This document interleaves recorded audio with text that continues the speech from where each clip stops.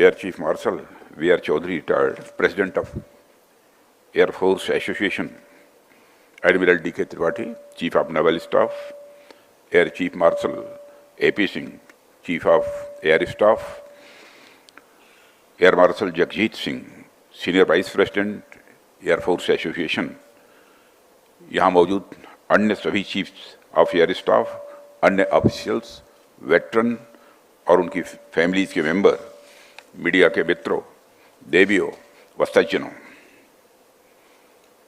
आप जानते हैं कल पहलगाम में धर्म को निशाना बनाते हुए आतंकवादियों द्वारा किए गए कायरतापूर्ण हमले में हमारे देश ने अनेक निर्दोष नागरिकों को खोया है। इस घोर अमानवीय कृत्य से हम सभी गहरे शोक और दर्द में हैं। सबसे पहले मैं उन सभी परिवारों के प्रति अपनी गहरी संवेदना व्यक्त करता हूं जिन्होंने अपने प्रियजनों को खोया है। इस दुखद समय में दिवंगत आत्माओं की शांति के लिए मैं परमात्मा से प्रार्थना करता हूं। यहां मैं भारत के दृढ़ संकल्प को दोहराना चाहूंगा कि टेररिज्म के खिलाफ हमारी जीरो टॉलरेंस की पॉलिसी है। भारत का एक एक नागरिक इस कायरतापूर्ण हरकत के खिलाफ एकजुट है। मैं इस मंच से देशवासियों को आश्वस्त करता हूं, घटना के मद्देनजर भारत सरकार वो हर कदम उठाएगी जो जरूरी और उपयुक्त होगा।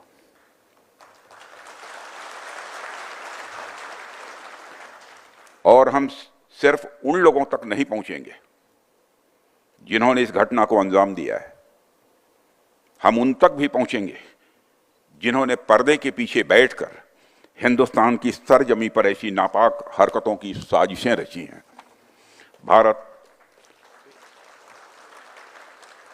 एक इतनी पुरानी सभ्यता और इतना बड़ा देश है जिसको ऐसे किसी भी आतंकी गतिविधियों से किसी भी सूरत में डराया नहीं जा सकता। ऐसी हरकतों का जिम्मेदार और इसके जिम्मेदार लोगों को आने वाले कुछ ही समय में जोरदार तरीके से नजर आएगा। मैं देशवासियों को आश्वस्त करना चाहता हूं।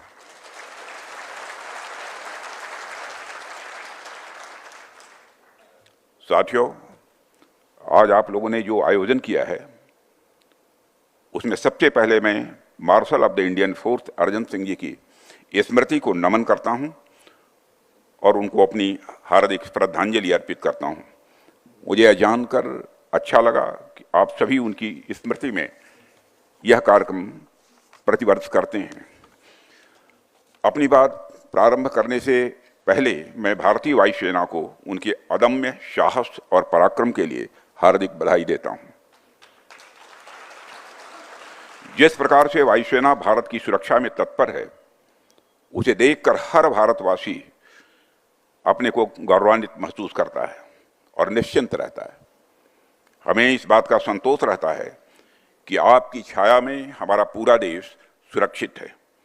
मेरी ईश्वर से प्रार्थना है कि आपका शौर्य इसी प्रकार आसमान की ऊंचाइयों को छूता रहे। आज आपने जो यहाँ पर चर्चा के लिए, बातचीत के लिए विषय रखा है, transformation of the Indian force, मैं समझता हूँ कि यह विषय न केवल हमारी एयरफोर्स की अब तक की पूरी यात्रा को अपने भीतर समेटता है, बल्कि यह आने वाले समय में इसकी भूमिका को और सशक्त करने के डिस्कोर्स को भी, ऐसे कंटेम्प्रोरी और रेलेवेंट टॉपिक के सिलेक्शन के लिए भी मैं आप सबको बधाई देता हूं। साथियों, आज मैं खुद को गौरवान्वित महसूस कर रहा हूं कि मुझे ऐसे ऐतिहासिक व्यक्तित्व के बारे में अपनी बात रखने का अवसर आप सबने दिया है। यह हम सबका सौभाग्य है कि अर्जन सिंह जी जैसे विजनरी मिलिट्री लीडर्स इस देश में पैदा हुए। उनकी लीडरशिप, उनका विजन और देश के प्रति उनका समर्पण इनक्रेडिबल रहा है। वो अपने दौर के एक विजनरी मिलिट्री लीडर तो थे ही, उनका विजन आज भी उतना ही रेलेवेंट है और आज भी वह भारतीय वायुसेना के लिए और हमारे युवाओं के लिए किसी इंस्पिरेशन से कम नहीं है। उनकी जीवनी अपने आप में इतनी मोटिवेटिंग है जो आने वाली कई पीढ़ियों तक हम सभी को इंस्पायर करती रहेगी। मैं देख रहा था कि केवल 19 साल की उम्र में ही उनका सिलेक्शन प्रतिष्ठित रॉयल एयरफोर्स कॉलेज के लिए हुआ था और वहां उनका प्रदर्शन इतना उत्कृष्ट था कि उन्होंने अपनी कक्षा में शीर्ष स्थान प्राप्त किया था। फिर उसके बाद जैसे ही सेकंड वर्ल्ड वॉर की शुरुआत हुई, उसमें उनके स्क्वाड्रन को इम्फाल भेजा गया था, जहां पर उन्होंने अराकान अभियान के दौरान असाधारण नेतृत्व का परिचय दिया। उसके बाद 15 अगस्त 1947 को आज़ादी की इस ऐतिहासिक अवसर पर अर्जन सिंह जी ने 12 टेम्पेस्ट विमानों के साथ एक भव्य फ्लाई पास्ट का भी नेतृत्व किया था। साथियों, लोगों के पास आर्म्ड फोर्सेज में आने के अलग अलग कारण हुआ करते हैं, लेकिन कुछ लोग ऐसे होते हैं जो बने ही आर्म्ड फोर्सेज के लिए होते हैं। अर्जन सिंह जी वैसे ही थे और इसका पता हमें इस बात से भी चलता है कि जब सेकंड वर्ल्ड वॉर की शुरुआत हुई तो उन्होंने खुद ही रिक्वेस्ट किया था कि मुझे मोर्चे पर भेजा जाए, मैं जंग में जाना चाहता हूं। वह समस्याओं से भागने वाले व्यक्ति नहीं थे, वह समस्याओं का डटकर सामना करते थे। शायद यही कारण है कि आज इतिहास में उनका एक विशिष्ट स्थान बना हुआ है। साथियों, इतिहास में ऐसे बहुत कम लोग होते हैं जो इतिहास का हिस्सा भी होते हैं और इतिहास का निर्माण भी करते हैं। अर्जन सिंह जी उनमें से एक थे। 1965 में पाकिस्तान के खिलाफ युद्ध में जो उनकी भूमिका रही है उससे हम सब अच्छी तरह परिचित हैं। यह उनकी विजनरी लीडरशिप का ही उदाहरण था कि महज 1 घंटे के अंदर इंडियन एयरफोर्स की दुश्मन के खिलाफ काउंटर अटैक उन्होंने प्रारंभ कर दिया। इस महत्वपूर्ण युद्ध में उनकी इनक्रेडिबल लीडरशिप और विशिष्ट सेवा के लिए अर्जन सिंह को भारत के दूसरे सर्वोच्च नागरिक सम्मान पद्म विभूषण से सम्मानित किया गया। बाद में 1966 में चीफ ऑफ एयर स्टाफ से प्रमोट कर उन्हें एयर चीफ मार्शल बनाया गया और अर्जन सिंह जी भारतीय वायुसेना के इतिहास में इस प्रतिष्ठित पद पर प्रमोट होने वाले पहले अफसर बने। साथियों, वैसे तो उनके बारे में जितना कुछ कहा जाए मैं मानता हूं कि वह कम है। उनके बारे में कई आर्टिकल्स भी लिखे जा सकते हैं, कई किताबें भी लिखी जा सकती हैं, कई इंडिपेंडेंट लेक्चर्स भी किए जा सकते हैं, फिर भी कुछ बहुत सारी बातें छूट जाएंगी क्योंकि उनका जो व्यक्तित्व था और उनके काम का जो दायरा था वह इतना विस्तृत था कि उसे कुछ शब्दों में बात पाना यह लगभग असंभव है। आज भी भारतीय वायुसेना पर उनकी छाप हमें स्पष्ट रूप से देखने को मिलती है और यह बात भी एक हद तक सही है कि जब भी कोई संस्था सफलता की ओर अपने कदम बढ़ाती है तो उसमें उसके फाउंडिंग फादर्स के विजन का बहुत ही इम्पॉर्टेंट रोल होता है। जो विजन, जो इथोस उन्होंने हमें दिया था वह आज इंडियन एयरफोर्स के प्रोफेशनलिज्म और परफॉर्मेंस में स्पष्ट रूप से दिखाई देता है। आज यदि हमारी सेना दुनिया की सशक्त वायु सेनाओं में से एक है तो इसके पीछे कहीं न कहीं उनके विजन का एक बहुत महत्वपूर्ण योगदान है। साथियों, जब भी मैं इंडियन फोर्स से जुड़े हुए किसी इवेंट में आता हूं तो स्वाभाविक रूप से मेरे जहन में वायुसेना का इतिहास चलने लगता है। इंडियन एयर फोर्स की यात्रा अपने आप में एक कहानी है। कहानी नहीं बल्कि मैं कहूंगा कि यह इपिक है, एक एस्पायरिंग इपिक, एक इंस्पिरेशनल इपिक और एक ट्रांसफॉर्मेशनल इपिक, जो सिर्फ आसमान में उड़ान भरने की नहीं बल्कि राष्ट्र की सुरक्षा के सपनों को हकीकत में बदलने की यह एक गाथा है। साथियों, आप जानते हैं कि इंडिपेंडेंस के बाद किन परिस्थितियों में हमारी एयरफोर्स आगे बढ़ी है, कितने कम रिसोर्सेस के साथ हमने एक नई शुरुआत भी की है। न जाने कितनी कठिनाइयां हम सबको झेलनी पड़ी हैं, लेकिन उन तमाम समस्याओं को झेलने के बाद भी हमारी एयरफोर्स कहीं रुकी नहीं, कहीं थमी नहीं, बल्कि लगातार और सशक्त होती चली गई। इसमें नए नए मजबूत विंग्स जुड़ते गए। 1965 की जंग हो या 1975 की जंग हो, गोवा लिबरेशन ऑपरेशन या फिर 1999 की कारगिल वार हो, ऐसे अनेक मौके आए हैं जहां इंडियन फोर्स एक डिसाइसिव फैक्टर के रूप में उभरी है। आज स्थिति यह है कि हम दुनिया की सबसे ताकतवर फोर्सों में से एक हैं। आज हमारी एयरफोर्स बेहद मजबूती के साथ हमारे नेशनल सिक्योरिटी के लिए एक स्ट्रांग पिलर के रूप में काम कर रही है। साथियों, यह कहने की आवश्यकता नहीं है कि नेशनल सिक्योरिटी किसी भी देश के लिए सबसे महत्वपूर्ण यह मुद्दा हुआ करता है। कोई भी राष्ट्र तभी विकास कर पाता है जब उसकी सीमाएं सुरक्षित हों और जब वह आंतरिक रूप से सिक्योर हो। और मुझे इस बात की प्रसन्नता है कि नेशनल सिक्योरिटी को इन्हांस करने की दिशा में मुझे भी कुछ न कुछ अपना योगदान करने का अवसर मिला है। पहले गृह मंत्री के रूप में और अब रक्षा मंत्री के रूप में मेरा प्रयास रहा है कि भारत की सुरक्षा व्यवस्था को लगा चेंजेज पर मैं आपसे खड़ा कर दिया है जो पहले कभी नहीं था।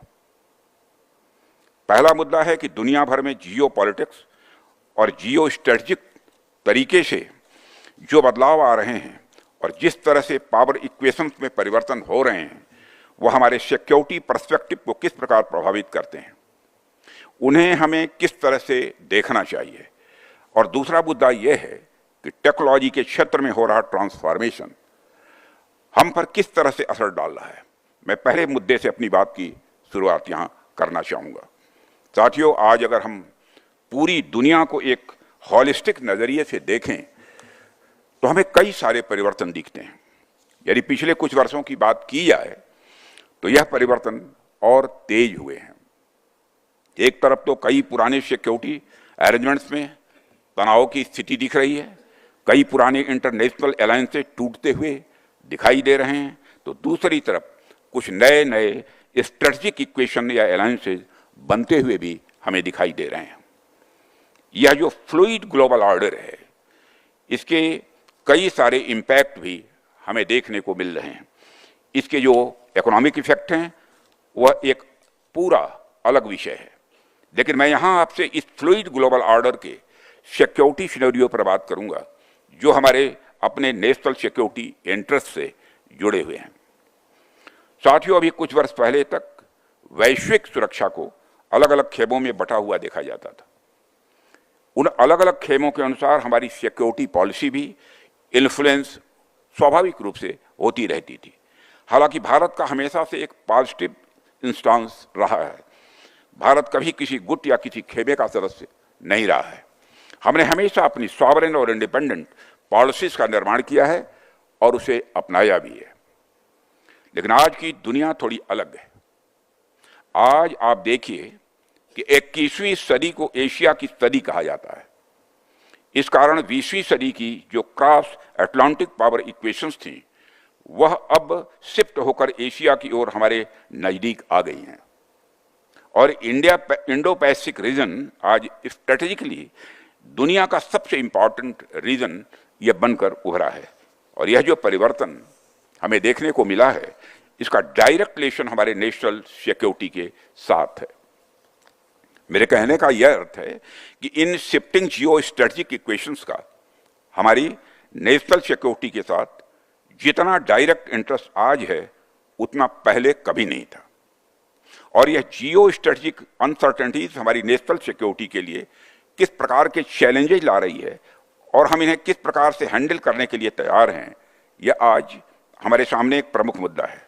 सरकार और पॉलिसी मेकर्स इस दिशा में अपनी ओर से प्रयास कर रहे हैं, लेकिन जाहिर सी बात है इसमें इंडियन एयरफोर्स का योगदान भी बहुत ही इम्पॉर्टेंट होने वाला है। साथियों, जो दूसरा महत्वपूर्ण मुद्दा है वह टेक्नोलॉजिकल ट्रांसफॉर्मेशन का है। अभी आज दुनिया के अलग अलग क्षेत्रों में कॉन्फ्लिक्ट्स चल रहे हैं। यदि आप उन पर नजर डालें तो आपको एक कॉमन बात देखने को मिलेगी, वह यह है कि टेक्नोलॉजी की वजह से वारफेयर के तरीके अब कहीं ज़्यादा और कैरेक्टर में लगातार यह बदलाव ला रही है। आज का एरियल कम्बैट डोमेन जमीन से कुछ फीट ऊंचाई से लेकर स्पेस डोमेन तक फैल चुका है।